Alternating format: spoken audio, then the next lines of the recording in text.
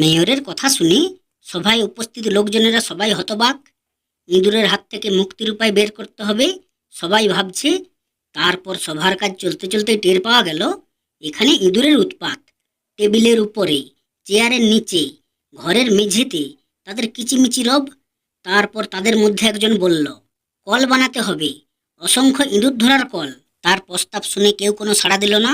1 minute, 2 minute, 3 minute, সময় গড়িয়ে চলছে আপন গতিতে। ঠিক এমন সময় দরজায় শোনা গেল কড়া নাড়ার শব্দ। ঠক ঠক ঠক। সচেতন হয়ে উঠল সভাকক্ষে বসে থাকা লোকগুলো। ইঁদুরের দল কি টের পেয়ে গেছে ওদের বিরুদ্ধেই চলছে এখানে ষড়যন্ত্র? এটা কিসের শব্দ? আবারও সেই শব্দ।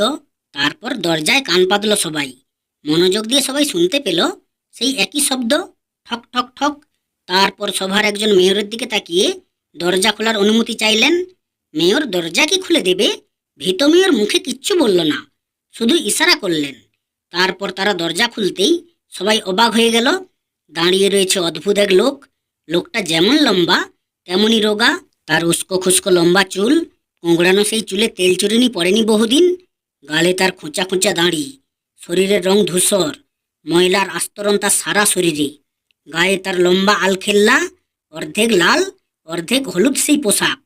2 হাতে ফুল তোলা কাজ, গলায় ঝুরি ঝুরি রঙিন কাপড়ের ঝালর, পরনে তার শতছিন্ন একটি পাজামা। তাকে দেখলেই মনে হবে জগৎ সংসারে কেউ নেই তার। চোখে মুখে সর্বদাই তার মৃদু হাসি, মাথায় তার লাল নীল রঙিন একটা টুপি। কোনো চিন্তা ভাবনা যেন তার নেই।